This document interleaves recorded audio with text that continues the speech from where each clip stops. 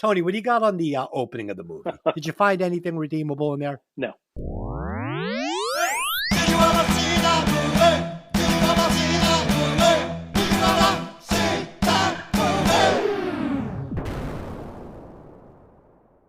Welcome to Hey, did you ever see that movie? I'm your host, Des, and as always, I'm joined by my lovely co-host, Lynn. Oh, Lord, don't you see? Violence is not senseless entertainment. And joining us again, the podcaster with a degree in terror, Tony. This movie sucks. Everything about it blows. I give it a 0. Don't even bother listening to the fucking podcast. Everything about it is sophomoric, retarded, stupid, a waste of your time. The acting is god-awful. The writing is terrible. Forget the direction. There's no logic to it. Welcome to the show. Okay, I'm gonna rebut all of that over the next hour. Okay. How you doing? Oh, boy. Oh, boy. Out of the gate, hot. Yes, he meant retarded in the nicest possible way. Nope. Short bus retarded. Nope. Glenn, don't you dare trim that off this fucking show. Don't you dare trim that off this show. Tonight, we will be discussing the mighty 1994 horror movie, Brainscan, written by Brian Owens and Andrew Kevin Walker, directed by John Flynn, starring Edward Furlong as Michael Bauer, T. Ryder Smith as the trickster, Frank Langella as Lieutenant Hayden, Amy Hargraves as Kimberly Keller, and Jamie Marsh as best friends forever, buddy, Kyle Hillard. As always, this podcast will contain spoilers, so if you haven't seen the movie, I suggest you run out and see it right away for the unbelievably nostalgic 90s shake that you're going to get tonight. And then come back and listen to the podcast. And see how wrong he is. Okay. Hey, I'm not blind. I know what's going on with this movie.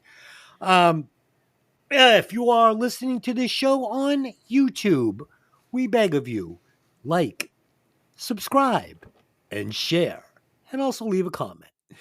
If you're listening to it anywhere else, Apple, we would really appreciate it if you would give it a 5-star review and maybe just leave a quick thing saying, yeah, good podcast, check it out. Definitely helps. Okay, let's do some facts on this bad boy. I'm sure Tony's already given you all his facts for the day, so... Oh, I have more. Okay. More. I can tell. And you've never seen... Oh, we'll get into it. Andrew Kevin Walker also wrote 8mm starring Nicolas Cage. He wrote 7 starring Brad Pitt. And he wrote Sleepy Hollow starring Johnny Depp. So this movie is actually in some pretty good company. This guy knows how to write a script. No, number 2... Jamie Glenn, who played Kyle, was actually 27 years old, playing a 15-year-old at the time of shooting. Casting is terrible. Can you believe? I would have never guessed this guy was 27 years old. He looked like a 15-year-old fucking kid to me. And number 3, Amy Hargraves, who played Kimberly, was actually 24 at the time of shooting, which makes her love scenes with Michael a little odd, as Eddie Furlong was only 15 at the time of shooting. They're like, hop on and ride him. I want you to really grind on him. Like, shove your tongue in his mouth now. This is awesome. It was a little weird. Delyn, do you have any facts on Brainscan? Not really. The only thing I will say is I do say some harsh things about the trickster character as we go through this podcast, and I would like to preface it all by saying, T. Ryder Smith, I forgive you because I know this is not you that did this. I know it's the writer, it's the director, it's the producers. T. Ryder Smith is very cool and has done work on the Venture Brothers, was in the BioShock video games, has done a bunch of work like that, and I've got a ton of respect for them, so I'm just going to preface it by saying that. Okay. And Tony, aside from all of the facts you've already stated, which were opinions, do you have any real facts on this movie? The fact that the director couldn't stand Edward Furlong because he was amazingly difficult on the shoot. Basically, anything he said, he got argued against. It comes across in when you have that much oil and water going together, it just doesn't work. The movie was a flop because of everything that I've said. It was financially a disaster. I'm shocked anyone got another job after this movie.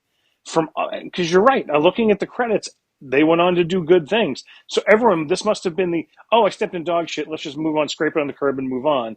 This is the dog shit everybody dealt with. That's the only thing I can go for because, I mean, not for nothing. Edward Furlong was lucky for the fucking Terminator because the kid has done nothing since that I could have even remotely appreciated. Don't even be fucking started on the fucking abortions at the Crow.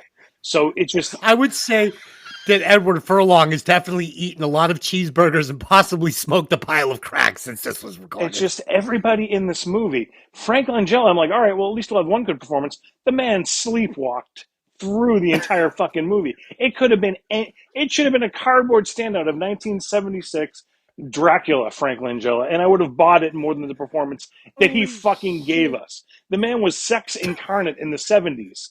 And this is what he eventually gives. Like, I need a new wing to my house. Let me do this fucking stupid movie about this video game. Well, let me go ahead and do it. Oh, I've met you twice so far. Terrible performance. But okay, that is just an opinion, apparently, not a fact that shows in the dollar value. How much did this movie make, guys? Let's hit the numbers. Okay, so we've got the box office with a $6 million budget and a box office return of $4.3 million. It's not good. Nope. Not good. Nope. I wonder why. But and it's so funny because there's actually like you said, the guy that wrote 8mm. It's like he wrote 7. 7 is amazing. Like what happened? And like George Clinton did the music for this. The music is actually not bad. I do like the music. Soundtrack is awesome. No. I think it's decent. I think it's decent. It's catchy. I remember it. I hear it and I know exactly what it is immediately. Granted, my husband watches it a lot. Because they play the same 4 notes every time someone walks on the screen. Dun, dun, dun, dun, dun, dun. It's the running theme. It's the Manos Hands of Fate Torgo theme that is running constantly through this fucking movie. And I'm sitting here laughing to myself going, I usually will at least try to save it by the soundtrack. I will find something positive about this movie. And I do. Trust me, at the end of this fucking podcast, when I rewrite this shit, it's something I can't wait to fucking see. Because that's why I think I was so angry, because it introduced such an interesting concept. I'm not going to lie. Concept is decent. A video game that gets in your head, we're crossing Videodromes, we're crossing Existence by Cronenberg.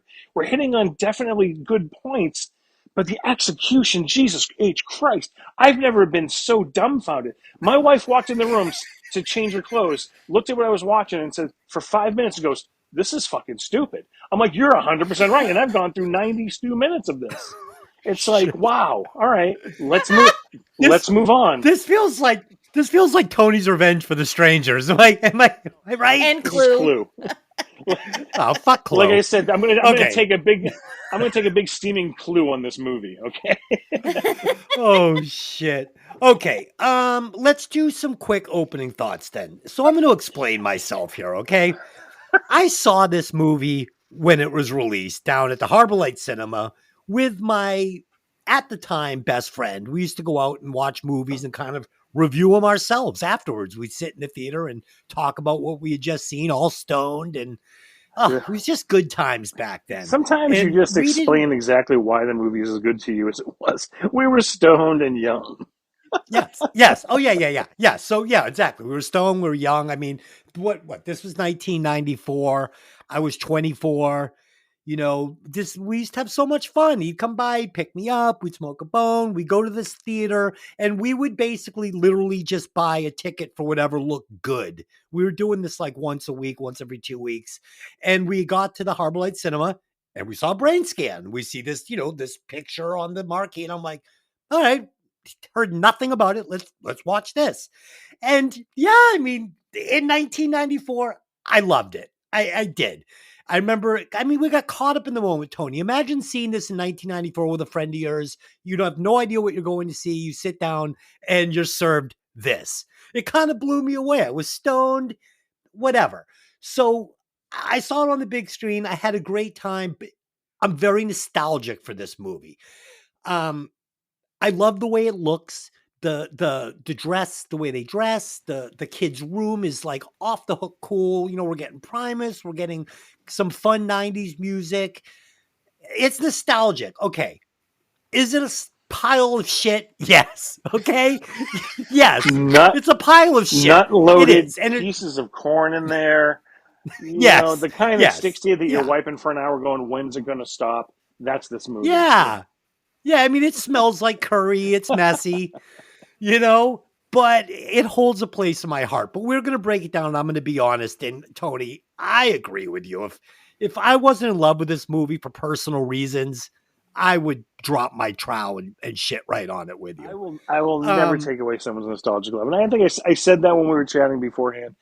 Yes. Nostalgia totally gets in the way of any kind of real judgment. So I get that. Yeah. I will never take that away. I'll never shit on someone's parade. But I'm going to call a spade when we start breaking this movie down, because there's some fucking stuff in this movie. I'm just sitting there going, are you kidding me?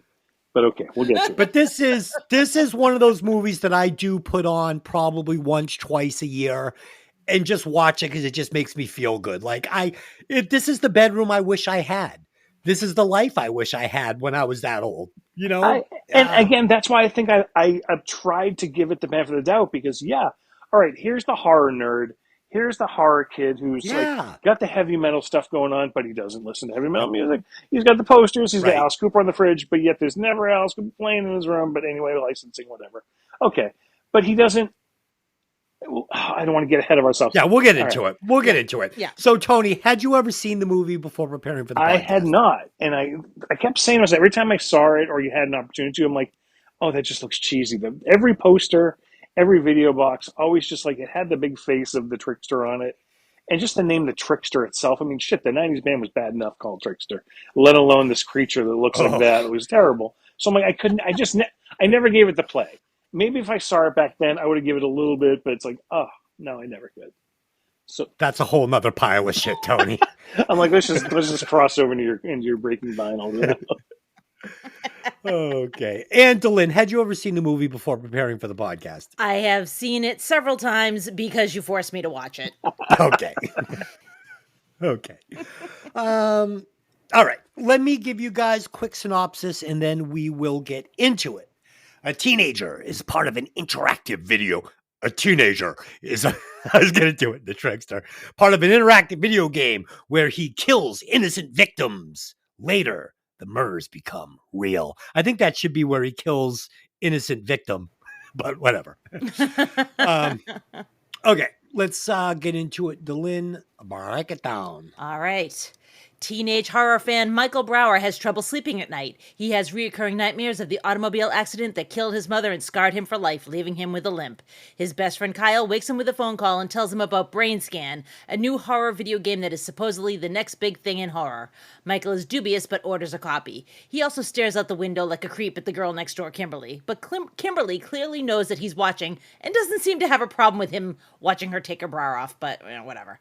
Michael runs the school's horror club, showing horror movies during the free period for clubs until the principal, Dr. Fromberg, shuts them down, telling Michael the club is done, and if they want to start it back up again, he'll need to give him a copy of whatever movie, game, or book that Michael wants to share with the group. So at first, I'm watching this and I'm going, where does this kid get this bedroom from with all this gear in it? He's got his own little kitchen up there and everything else. And then I'm like, oh, this kid is in an easily $3 million house, and I don't think that house was cheap back in the day either. It's on the water. It's a mansion. And let's face it, this is what Des tried to make with the loft upstairs in our condo. He was looking to make Michael's room. So yes, I absolutely was. Guilty. And I was actually looking at a 6-foot bubble tube lamp on Amazon, and they go for between $500 and $1,000. Believe it or not, I was a little disappointed. You would think that the technology would be there, that they wouldn't be quite so expensive these days. Yeah.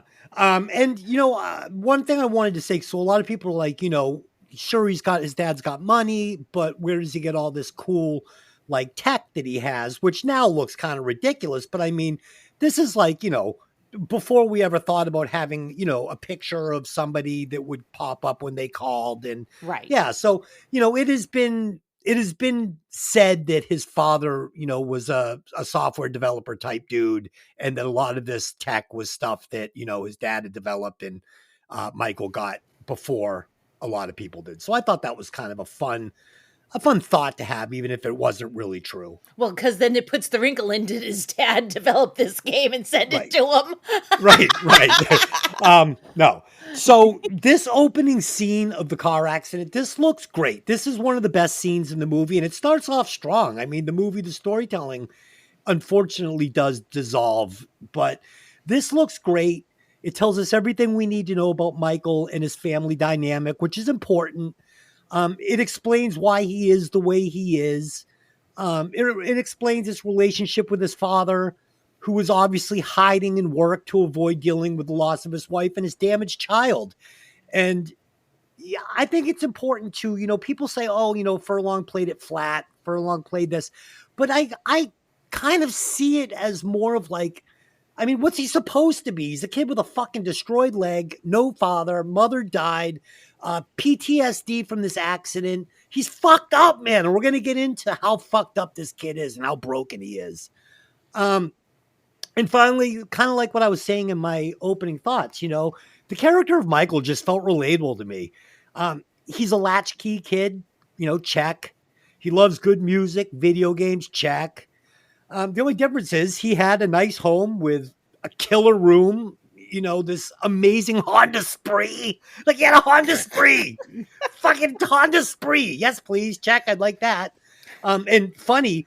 And he had food and just, it was good. So this all resonated with me. It was funny. My friend Rich, the one I was just talking about, that was my best man that I went to see this movie with, back when he was like probably 15, and we were both like 15. He was 6 months older than me. He got a Honda Spree, and I would ride on the back of that thing like the fucking gay dude in the fucking Road Warrior with the blonde hair riding behind the guy with the mohawk. I was holding on. We were flying around. You were the going twink to the arcade.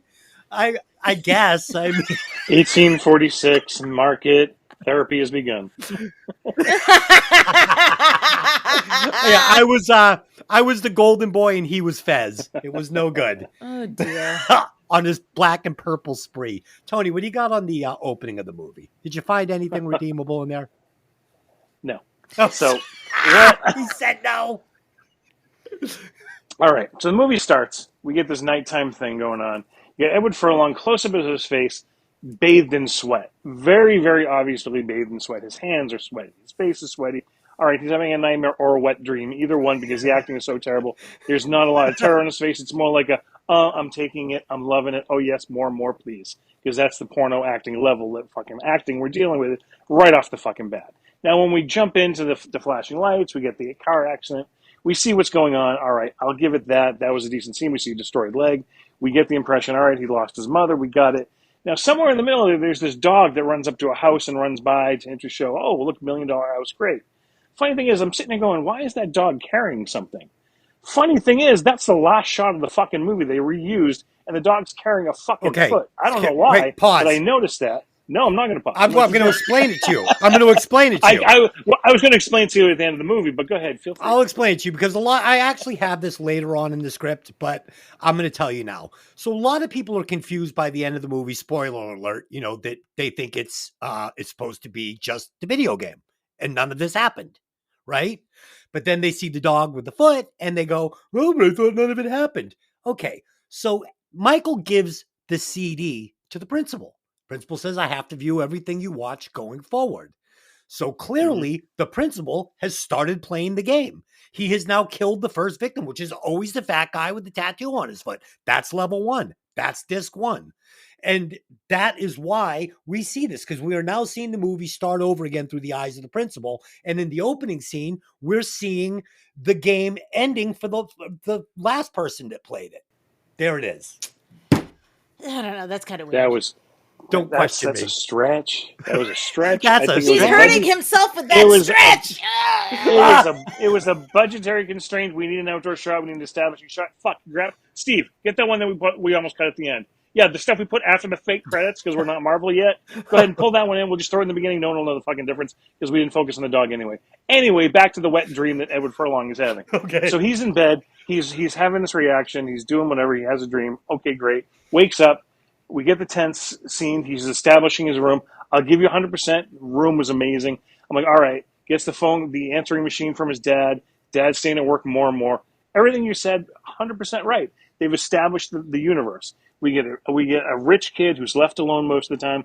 Father bought him his technology, so he doesn't have to deal with him. Here, engross yourself in this technology.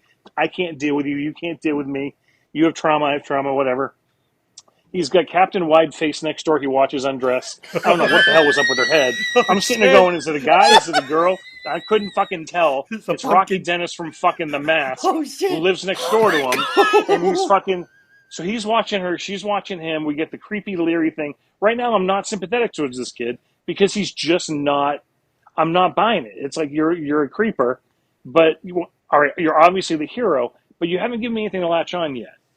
I'm supposed to feel bad because you lost your mother. Now make me feel why. Yeah. Why did the accident happen? You know what's funny? We never fucking find out. That pissed me off. I'm like, is this going to relate back to the disc? Was this something to set him up to be chosen by the trickster? Yeah, like Tony, why isn't the first guy that he killed, the guy that killed his mother? Exactly. Give me some sort of tie back. Yeah. It didn't. It's just, this is a tragedy that happened. It's just random bullshit that I'm now supposed to feel bad for. And don't get me wrong, I'm not saying I don't feel bad for people who lose their parents. I don't want to come across as that guy. In a cinematic universe, you're setting scenes up, you're setting tragedy up that usually has a callback to it, and this didn't. See, I disagree that you're supposed to feel bad for Michael. I don't think he's written that way. You know, definitely hey, not. Best buddies forever, right? Yeah, Kyle, best buddies forever. Fuck you, he says. Exactly. He's an asshole. Yeah, he's an asshole. And but this is, I'm literally, we've only even scratched the first 4 minutes of this movie. And he's a bloodthirsty killer too, right to the end. He never takes responsibility for his actions. He's like, I'll just keep killing everybody until there's no victim. So, I mean, again, when we get to that, yes. But again, they're trying to pull on our heartstrings in the beginning to show us this is why he's having a nightmare. This is why his family is a mess. This is why he is the way he is. Okay, great. I'm not feeling it yet because you haven't given me a reason to latch on to him as the conscience of the movie. They have made in the first 5 minutes. Sympathetic at all. There's no sympathy. No. And I feel like if you're gonna give me an asshole for a protagonist, there better be something that I can latch on to, like you're saying, that makes me either root for him or want to just follow him. And I just don't get that at all from him. He's edgy, man. He's dark. No, that's the thing is he's fucking not. And that was my next fucking point. Is that you give me a room filled with fucking Slayer pictures, Megadeth, Alice Cooper on the fridge, you get this heavy metal shit. This kid wears buttons down with no concert shirt underneath them. He's got no boots. He's got no bandanas. He doesn't have the denim jacket. He doesn't have the battle vest. He's dressing like the fucking computer nerd. All right, fine. He's got computer stuff in there. I'll give him the benefit of the doubt. Maybe he's a computer nerd who's into horror. I'm trying to stretch here. Usually those are two different characters, and they establish that and the best friend. But the best friend is the heavy metal kid, not this kid. This kid's the rich kid who's trying to be edgy, which automatically makes me fucking hate him because I hated those people in fucking high school. I was the kid who had the fucking trying to grow the long hair, wearing my shit out, going, I'm representing metal. This kid's a fucking poser. Just because you got the fucking money and the posters on you all doesn't make you a fucking metal kid. You know who's a metal kid? Ragman from fucking Trick or Treat. We'll get to it. That's a fucking metal kid. That's the fucking kid. It's even the kid in the gate who brings the fucking record over to play backwards. He's more fucking metal than Edward Furfag in this fucking movie. Okay. I can't fucking stand him. Okay. I might have to take that out. That one you should delete it. Do not cut that out. Do not homogenize my podcast. No, that one was inappropriate. I apologize. He apologized, so leave it. I will apologize for that. I just couldn't stand. He was such a terribly portrayed character of what they were trying to get you to. This is who this character is. No, he's not. He's not acting like it. He doesn't represent it. He's not portraying it. And that's what bothered me instantly. The movie started and I was already done with it. Because everything they tried to set up in the first 10 minutes didn't work for what, quote, usually works. Right. So the copy of Brainscan shows up at Michael's house. Kimberly is having a party next door, and Michael stares out the window at it before deciding to boot up the game. It's a virtual game where you see everything from the perspective of a killer that breaks into a home, kills a man, and cuts off his foot. When Michael comes back to reality, he's disoriented and impressed with the experience. That is until the next day when he sees a TV broadcast reporting that horrific murder has happened in their sleepy town. He sees the house and the report of the body missing its foot and freaks out, returning home. He finds the foot in the freezer and is horrified that it appears he actually did murder the man under the influence of Brainscan.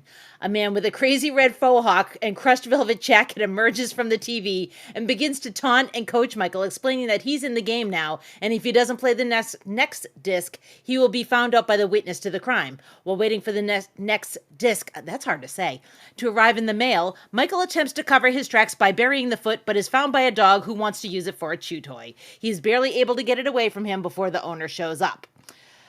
So, to me, the trickster is not a great villain. And the thing that kills me about it is he could have been fucking amazing.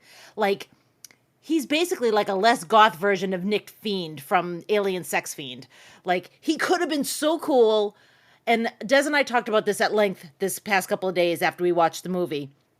If you pulled way back on the trickster and you see him in, reflections, just whispered voices, a hint here and there, like looking through the window, stuff like that, he could have been really amazing. He could have been scary, and he was just not scary. He was barely even interesting, and it was a really weak spot for me. It's like I'm already dealing with the weak actor of Edward Furlong and not liking him, and now I don't like the trickster either. So these are our two main characters essentially, and it hurt.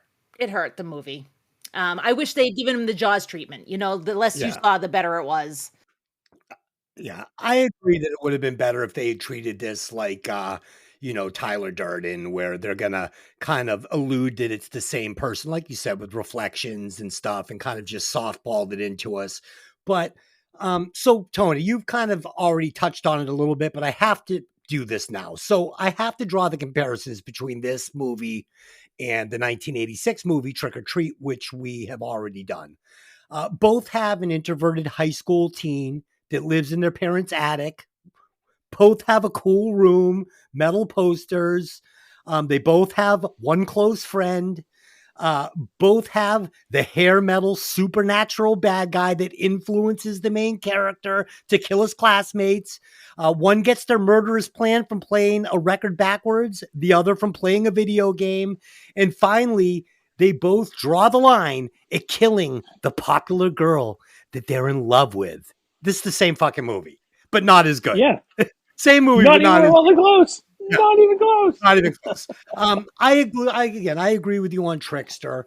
Tony, fun fact. So in this universe, Trickster was actually the bass player for Sammy Kerr's band.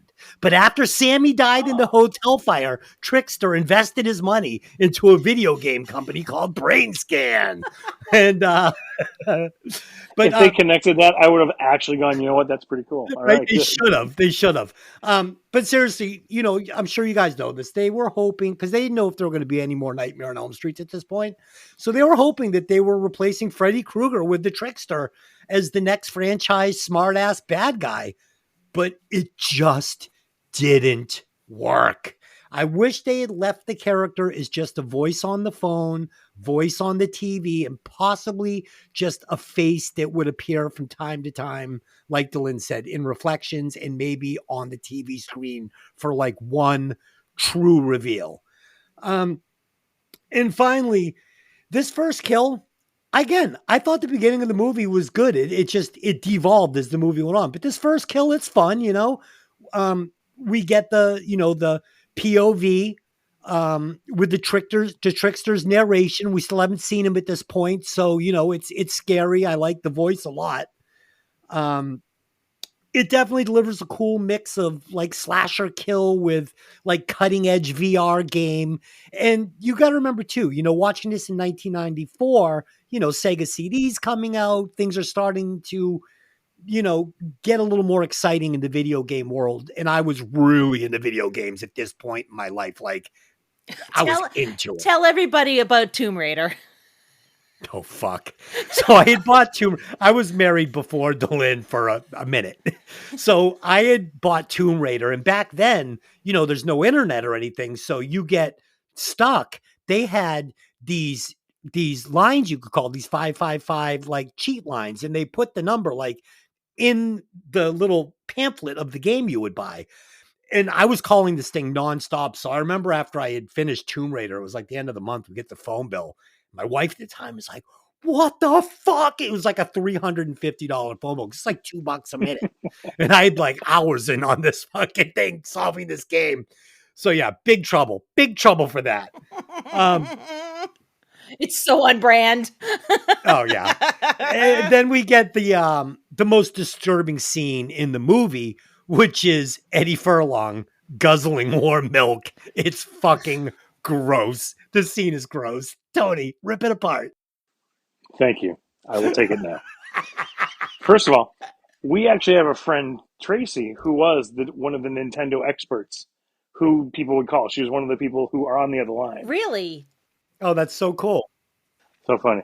All right. So where did we start this from? We started from all right. So, his friend called, say, hey, Fangoria, because we have to name drop to show that we're cool and edgy and we're part of the horror community. Didn't they call it Fango? They didn't even No. call it Fangoria. That's what. Oh, they did both, but because that's what all the cool kids did. Those in the know, I got my new issue of Fango, and I'm looking at it because I do this, and it is an actual issue. I'm looking at the cover, going, I have that one. Okay, great. Oh. And I'm like, oh yeah, anyone that brings like Friday the 13th Part 3 to Fangoria, that's looking through them. The funny thing is, Fangoria, they used issue number 11, but if you open it up, issue number 1, Dawn of the Dead and Godzilla. Interesting. Because I'm a horror geek, and that's the shit that I do. So yes. He does order the thing shows up, the trickster is god-awful, he's laughable. Like, they're trying to make it, like you said, they're trying to make a new Freddy with the quips and the dark comedy, and it's just falling flat.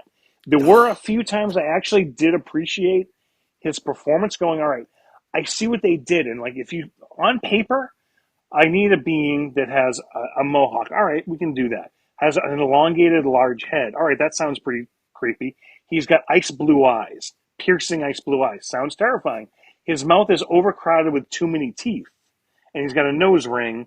And he dresses in a suit. You do that, actually, that sounds pretty friggin' terrifying. Yeah. Then I looked on screen and I started laughing. Because again, it looked like something with mumps.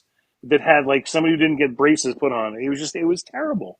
And I didn't appreciate it at all. I didn't like it. Agreed. Now, when they got to the actual murder scene, I liked it. I liked that it was first person. I liked it was very old school slasher. It was very first person, again, ahead of its time. At that time, you're right, we were just dabbling into CD-ROMs. I think the first one was Night Shift or Night? Yeah. Night Watch with the sorority girls. You had to set up traps around the house and catch Night the Trap killers. with the Night Corey. Trap, thank with you. the Corey. Yes. Yeah. Oh, Yep. yeah. I had it. And so again, we're just starting to get to that stuff. It was really cool to see. All right, he's doing that. I get it. But yeah, the friend, when we're introduced to his friend, he's so dude and so overexcited. It just, the actor doing it was so bad at being that. It didn't work for me. He wanted to be Jeff Spicoli. They wouldn't let him smoke pot. That's what he wanted the character to be. And Trickster too, man. You nailed it. It was just such a fucking mess. It really was. You know what he was? Remember that character? A hanker for a hunk of, a slap, a slice, a chunk of, a hanker for a hunk of cheese. That was him. Like, that was like monster version of the cheese cowboy. And you're right. The violence of the kill scene, it was decent. It was good stabbings. They cut the foot off. Yeah. Had some good gore in it. Great. Awesome. The next day he wakes up. He wakes up and does do the cum guzzle of the milk all over his face. And again, it's more perspiration, more white down his face. I'm telling you, this is gayer than Friday the 13th. This is gayer than Elm Street 2. It's just like the subtleties they're trying to get into here. I can't. It's too much. And again, it is what it is. I'm not bashing it, but it's like, own it. At least Nightmare on Elm Street 2 owned that this is a gay under the whole thing. Yeah. Right. There's more to come on that, but again, too much. So when he gets the foot, he opens the freezer. Oh my God, I have the foot that the killer cut off. It must be me. I must have done this. Goes to bury it. The dog grabs the foot as he's trying to bury it. And then he gets the foot back and hides. This guy who's owning the dog walks by. Oh, what are you smelling there, Rex? Rex. And he's laying in the fucking grass. It's like Yeah. he's not even covered, and the guy doesn't see him. This is like, I can't excuse it. At least see It's him and bad. give him a reason to be there. Yeah. It's like he's hiding in 4-inch weeds, Yes. and his whole body is exposed. Oh, I didn't see him. It's like, and then the cops, when we get to later, that's a whole, again, more of it. Just, he's hiding behind a dandelion. yeah. And it's just, okay, well, I'll let it go to push the plot along, but Sure. God damn, this is terrible. Yeah. Michael gives in and plays the game, and when he returns from his blackout, he finds Kyle's bloody necklace in the freezer. Kyle was the only witness to him getting the game, and so he had to go. His death happens off screen, but Michael panics and calls Kyle's house, where the cop that had previously seen Michael at the Foot Guy's house answers the phone. Michael hangs up, knowing that his friend is dead and that he did it. He burns his bloody clothes in a fireplace, a fact that is not missed by the detective when he comes by asking questions later. Des said to me at some point the detective is far scarier than Trickster. And, it's not Frank Langella's best performance, as Tony said, but he is more menacing than Trickster, and that's a problem. Yeah. A lot. This actor, I know him mostly from that movie, The Box. I mean, as far as like a disturbing role that he played. And he's got, he's missing half his jaw. His head is like, it's a really scary character. I think he was kind of bringing some of that energy here. I mean, obviously that movie was done, decades after this one, but that was kind of the energy I was getting from it. And I thought he was scary. I agree. He was great in this because this movie needed a good actor, even though he wasn't like giving us his A game. He was still a good actor, and it made it have a sniff of a real movie, if you will. But he was making questionable decisions as a lead detective. And honestly, this movie didn't need Trickster. For me, it could have revolved around a disturbed teen that stalks and ultimately kills his neighbor, Kimberly, and then kills his friend Kyle, who threatens to go to the cops after Michael confides in him. And it could have been more of a cat and mouse game between, Michael and this detective. I think it's a better movie. The detective... My rewrite is coming. Okay, I've got a good one too. The detective is questioning a minor without his parents present, collecting evidence from the fireplace without a warrant. He's not off to a very good start if he's trying to build a case against Michael. Tony, what do you got? Jumping back a little bit because we kind of skimmed over it. The first time we see the detective, he's overseeing the death of a child who's been hit by a car. Yes. Right. As Edward Furlong has come around the corner, he sees a little puddle of blood, which reminds him of the puddle of blood he was in, and after his accident. So I'm like, all right, obviously this is going to be relating to something. No, it's coincidence. All right, we'll just throw it in, we'll keep the plot going. So yes, that was the first time. The second time was after that. We did kind of skip over the fact that his best friend keeps coming to his house and asking him each time. It's like, I need the game. You're not giving it to me. I'm going to be angry at you. I don't like you. Fuck you. Yeah. You're not going to let me steal your game. Fuck. That's the reason. Best friends forever. It was very 14-year-old high school girl. That whole relationship, not 1 ounce of respect of buying it.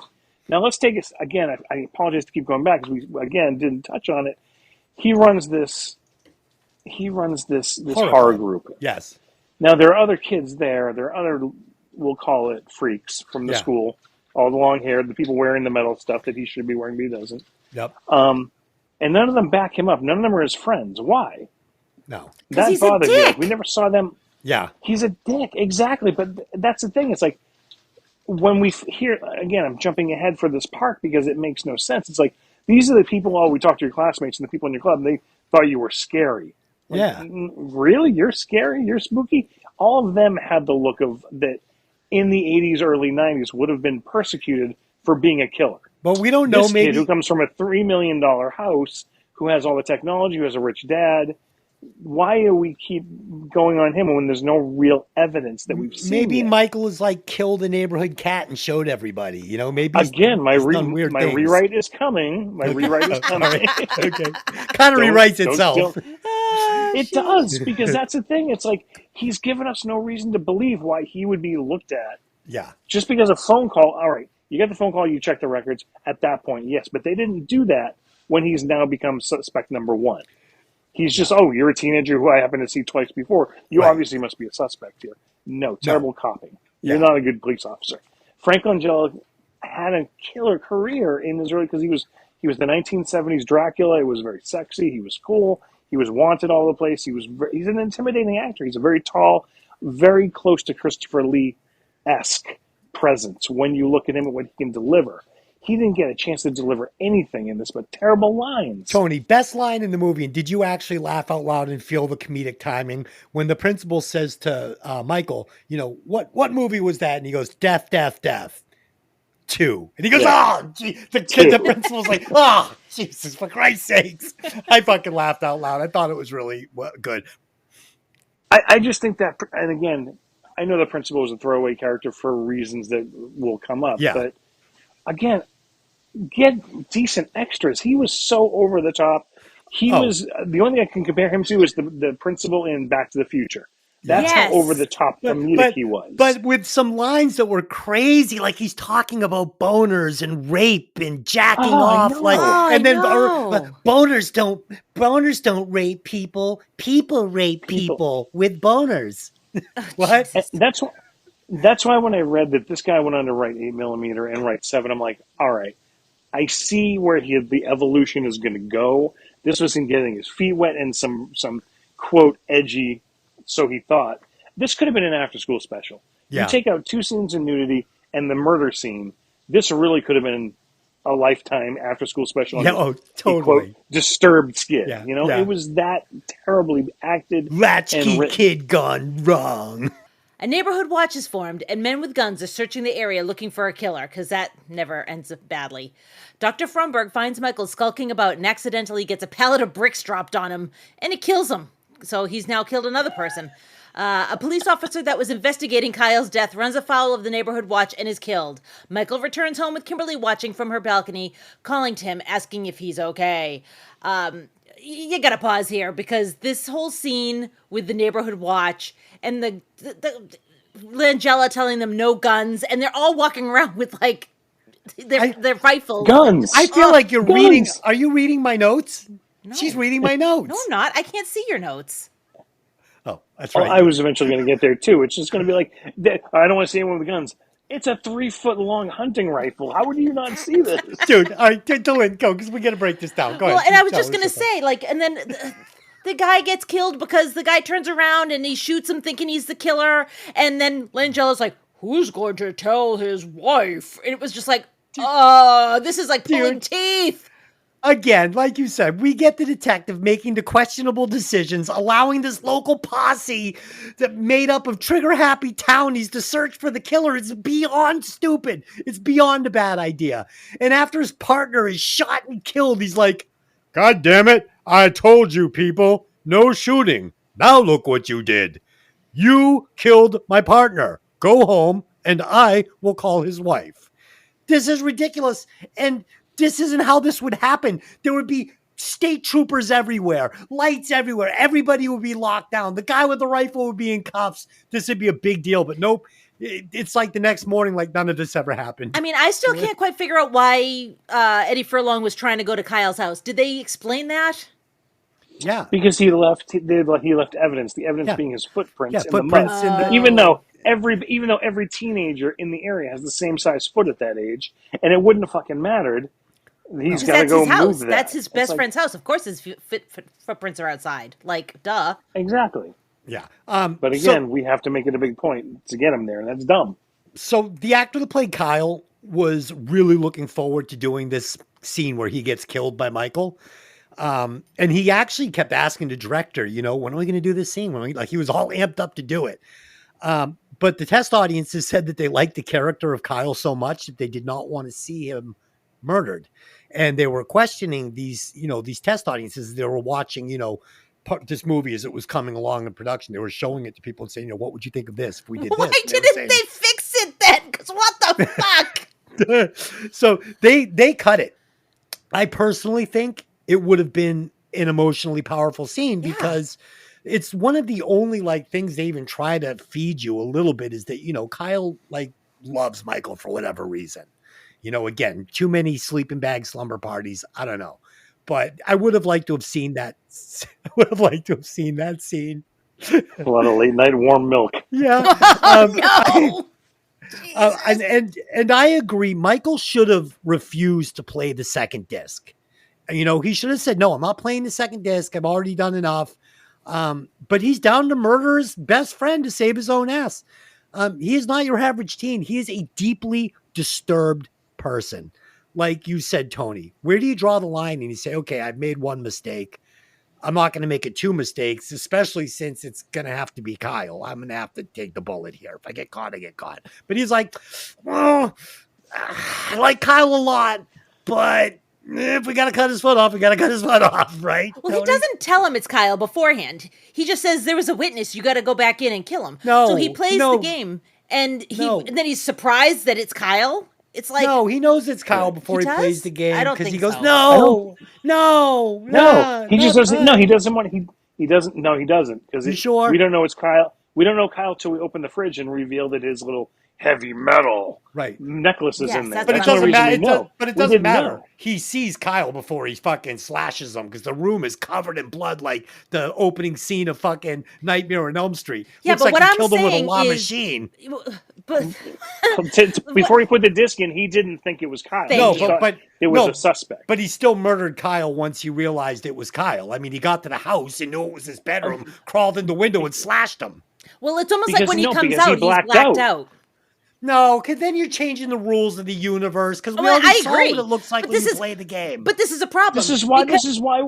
Thank you. This is why it's a problem because he saw himself kill the guy with the foot tattoo. yeah. So now he can't remember that he killed Kyle until he opens the fridge. Like, I don't Yeah, understand that. that's a problem. It's stupid. It's stupid. It was a complete. You introduced a process. You killed a process in midway through and expect everybody to go along with it. Fuck you, no. Yeah, I He woke agree. up, looked at the clock. Woke up, looked at the clock. So 7 minutes and 21 seconds left. All right, something must have happened. Yeah. What happened? Oh, look, let me go in the fridge. Oh, look, there's my dead friend's fucking necklace. I must have killed him. Yeah. That's how it went down, and it was terrible. Yeah. We weren't told who. We weren't told why. We weren't given the murder. It's basically everything about a horror movie we want to see was cut out, which infuriates me as a horror movie fan. And they gave us they broke the logic and rules of their own universe. Yeah. And Agreed. he basically taped himself. Yeah, all right. If something happens, this is my confession. This is Michael Bauer. This is my confession, or this is my dude. His voice too. This is Michael Bauer. Oh. Oh God. Okay, Lynn, keep it going. Well, we're gonna roll right into the last section, so hold on, kids. Thank Christ. Thank you for calling Brainscan. Okay. Next, Trickster tells Michael there's another witness, because of course there is. And he knows the other person that saw him was Kimberly. Though, honestly, it could have been the cop that caught him at Kyle's house. But okay, we're not playing by the actual rules here. Dude, like Tony said, though, this kid isn't even a fucking suspect if everybody just shuts the fuck up. He's playing a video game. Yeah. Go ahead. But instead of refusing to hurt her, he plays the game and stops short of killing her. Although, kinda. Like, he kind of fights it, kind of doesn't. I don't know. Then the trickster appears and absorbs Michael, taking over his body until Michael fights back, saving Kimberly. He wakes and realizes he's back in his room, and it's the day he first played the game. The party is still happening in Kimberly's backyard, and Kyle appears and wants to hang out. Michael and Kyle go next door, and Michael confesses his feelings for Kimberly. She doesn't say she'll go out with him, but he finds a stack of photos she's taken of him next to her bed, and she knows that she likes him as well. The next morning, Michael gives a Brainscan disc to Dr. Fromberg and asks him to review it to share it with the club. Trickster appears at Fromberg's desk and salutes Michael, and in a mid-credits scene, we see the dog with the severed foot again. So to me, Michael's severe anger issues are a lot scarier than the video game. The complete trashing of his room when he finds out that it was like he didn't kill anybody and it was all a game. He's a spoiled rich kid. He has whatever he wants minus attention and affection, and it makes him super unlikable, and I never connected with him. And I didn't want to help him get out of the jam, and I didn't want him to get the girl. So fuck Michael. That's what I got. Yeah. This is where the movie goes completely off. I mean, it was off the rails the whole time. This? Anyway. But this is where the whole thing gets it goes completely off the rails. Kyle wasn't really a witness. Kimberly definitely isn't a witness. Yet Michael agrees to go kill her instead of falling on the sword and taking responsibility for his actions. I mean, we already said this. Yeah, It's he sucks. insane. He It sucks. paints a picture of him being like a sociopath, which is fine. But like Tony said, the character isn't deep enough to carry this note in the movie. And then we get this final scene in Kimberly's room is completely insane.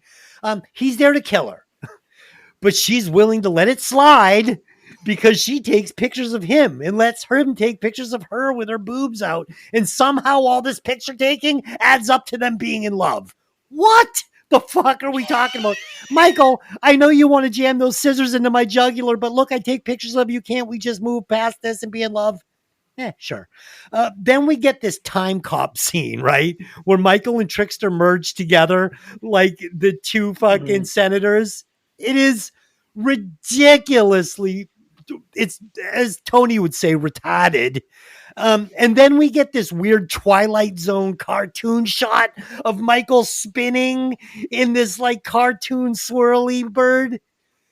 And then the detective comes in and it's just a lot to digest. I don't even know what to say. It's insane.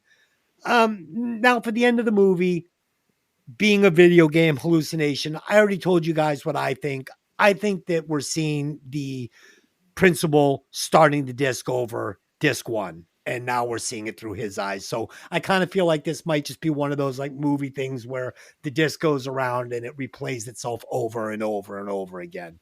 But that's just my thought on the ending. That's how I justify the dog showing up with the foot. Had to explain it somehow. Whew, that was a lot. Tony, what do you think of the end of the movie? There's nothing more I can add. None of the logic that they've set up. The biggest sin a movie could make, aside from just being boring, which this was, is that they create a universe they don't adhere to the rules of. Nothing makes me angry and want to shut a movie off. And I can't because I gotta know what happens and I have to see what happens for the podcast. So I couldn't. But fuck this movie, fuck its ending. Fuck the way it tried to spin something that it had some thoughts about something. It had no idea what it wanted to be. It wrote itself into a corner, couldn't figure its way out, so it gave us the lamest possible ending it could, which is love solves all. Fuck you. Fuck your love. Fuck your principle. It's just nothing worked about the ending at all. Like I said, this movie had started with such great seeds. Yeah. And they never watered them. They never gave them love. They never gave them sun. And they just withered on the fucking vine. And this is what we got. It was crap. Agreed. That's where the only thing I'll give it, it's like, hey, we got some credits. I can finally shut it off. And my button on my the batteries of my remote didn't work. So I'm like, oh, fuck, I got to get up and turn it off. And as I stood up, the after quote mid-credit scene played. And I'm like, oh, maybe we'll get something fun. Nope, stupid dog scene. I'm like, that was the fucking first scene we saw. They used it over to try and make it cool. Didn't work. No, fuck you. There's no universe where your first date you show up with scissors and it works out and she still loves you. Like, listen, we can get past this. Really? I didn't fuck it up? Nah. Please. You're fine. The brain inside that wide head has to have some good thoughts in it. So shit. I'm sure that there's something in there. Yeah. Anyway. Okay.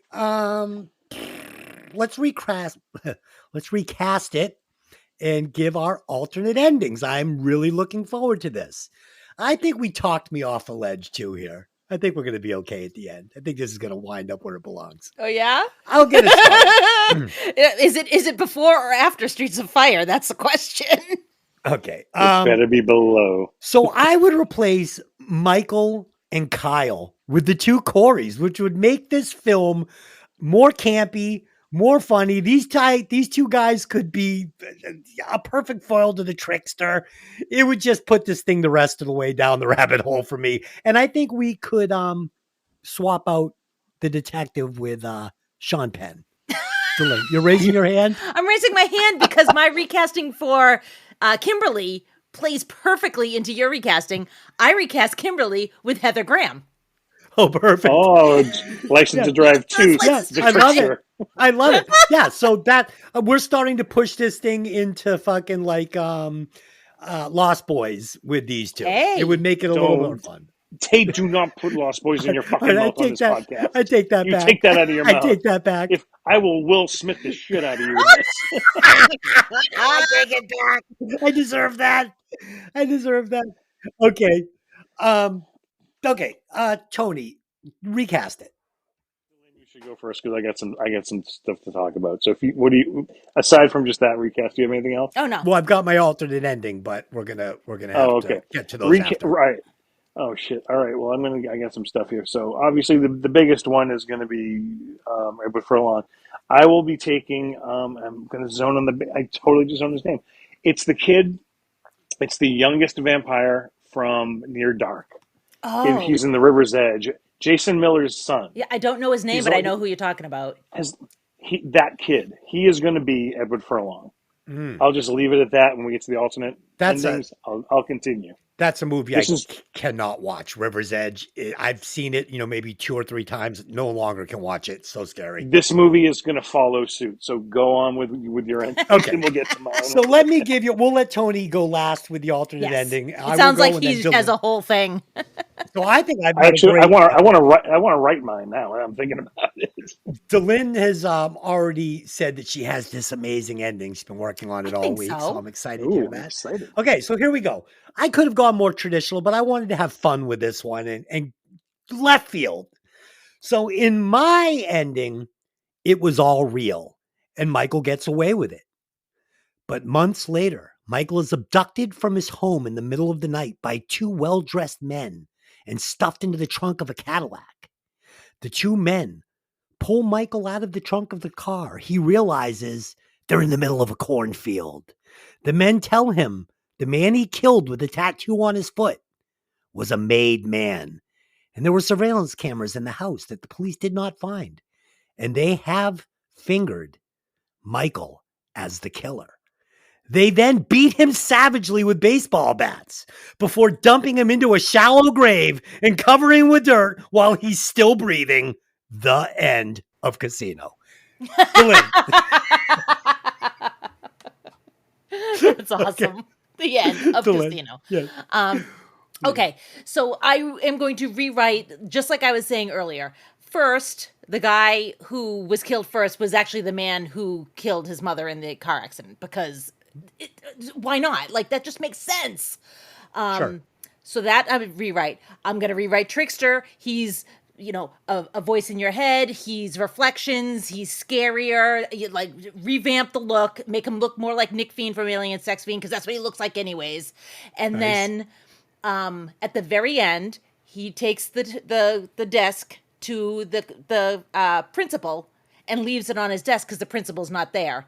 And he leaves, and Kimberly's coming down the hall, sees him coming out of the room, sees a shadow move. It's the Trickster's shadow. Sees the shadow move behind that frosted glass door, opens the door, and she's like, hello? And there's nobody in there. And she sees the game, and she's like, this looks cool. And she puts it in her bag, and she's going to go home and play it. And you know who she's killing? It's going to be him. Edward. So that's almost a nice callback to the box. Yeah. Well, no, to the box. Oh, right. No, the box. Yeah. So now disc is going to somebody you don't know. And if you haven't seen the movie The Box, you get a box. If you push the button, you get $1 million. But somebody you don't know dies, and then they take the box and give it to somebody you don't know. Go see that movie. I enjoyed it. Tony, did you see The Box? I didn't, but I've read the short story that it was originally based on. Okay, so this is what everybody's been waiting for. Tony, please give us your version of Brainscan. It's not that good, but shit, I could take a shit in a box would be better than this fucking movie. Shit. I didn't read until after the movie ended, and I sat there for 10 minutes after I got done swearing and go, all right, how would I have made this movie?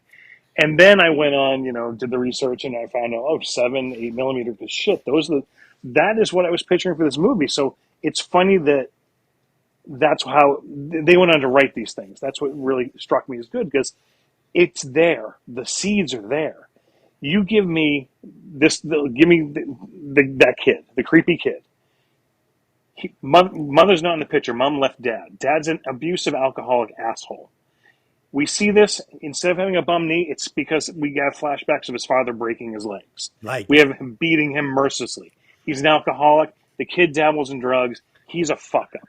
He's the kid that everybody says, we're scared of for good reason. He has the trench coat. He has the dark circles under his eyes. He's a kid no one wants to be friends with except his good friend, the good guy, the good heavy metal kid. Great, he's got a friend. He does stalk the girl next door, but she doesn't like him. She's kind of weirded out by him because everybody is, because he's the fucking, you're one step away from Columbine kid, you know? Right. So that's how we get this. So he's the loser. He's on the outsides of everything. It's shot in a lot of shadows. There's no bright lights in this movie. I would almost do it fucking black and white if I had my way. But again, there's no daytime scenes. And even if it's daytime, it's fucking raining. This is a Seattle movie. Think of it like that. Mm-hmm. All shadows. So he, his friend tells him, hey, I got this new game. You need to try it, blah, blah, blah. He gets the video game. Everything goes straight forward from that. Except the trickster is only a voice. We never see him. All we do is hear him. Mm-hmm.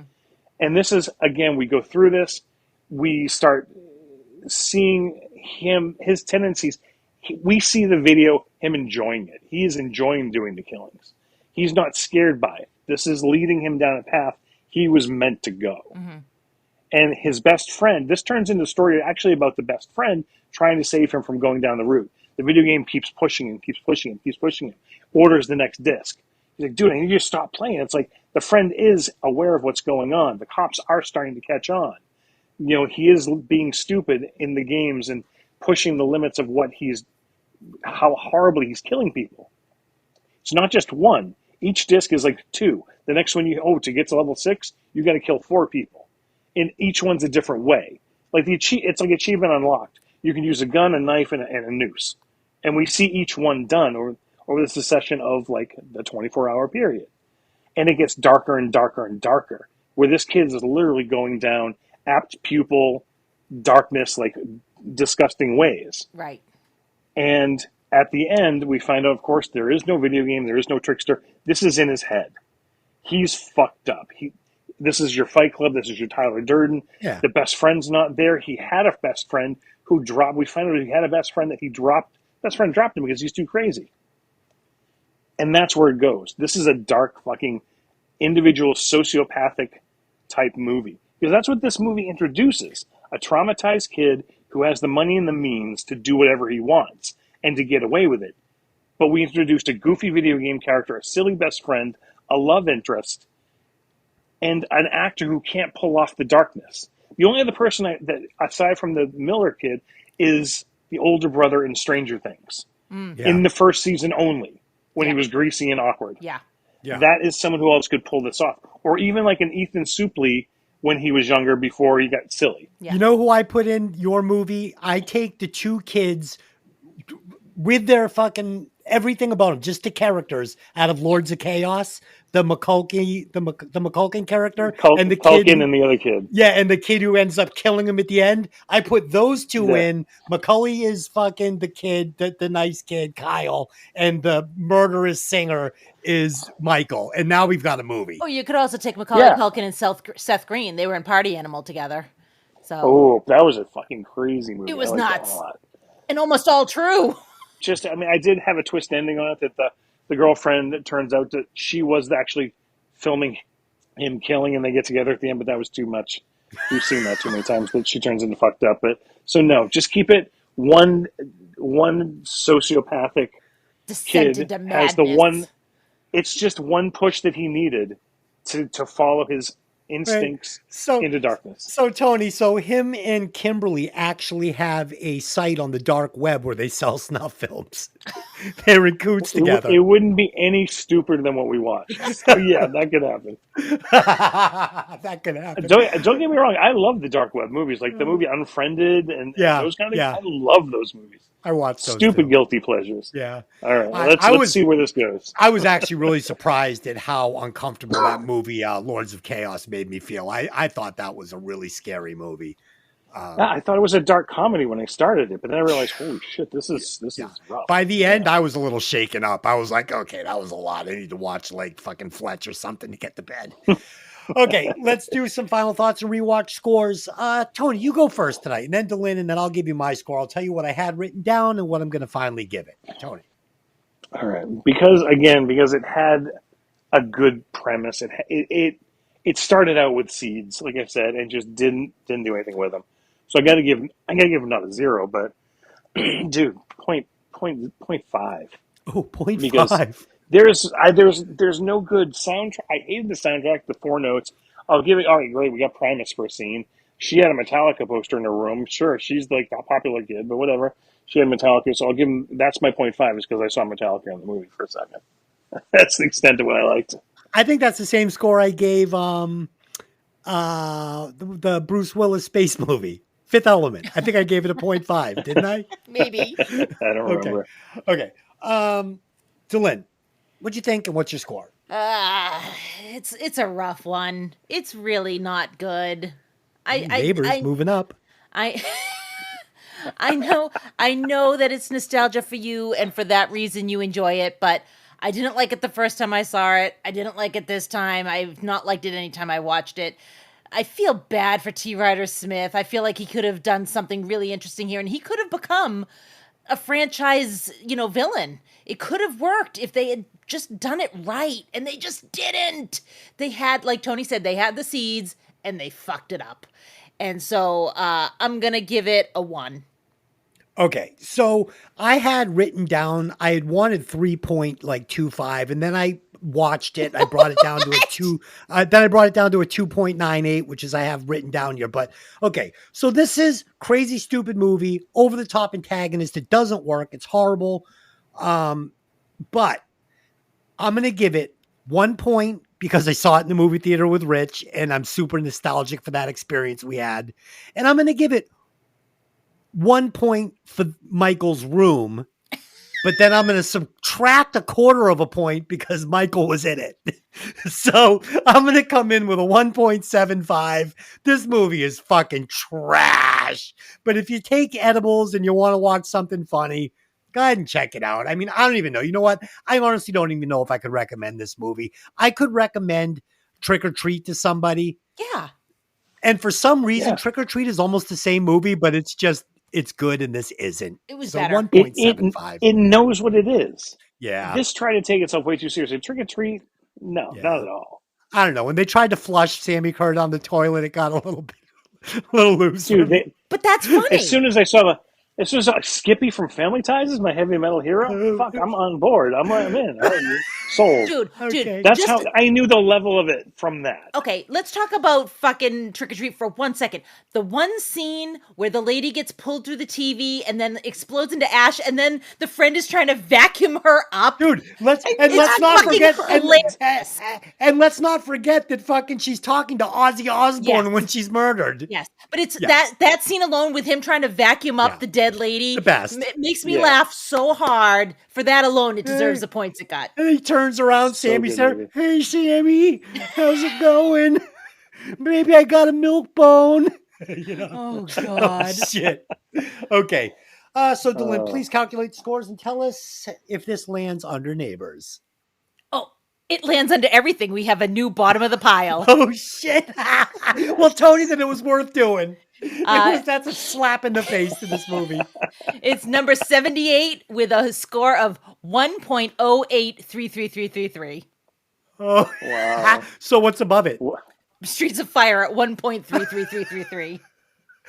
Oh, man. I don't know which. I guess I'd have to watch Streets of Fire over this. Streets of Fire is better than this. Streets of Fire is better than this.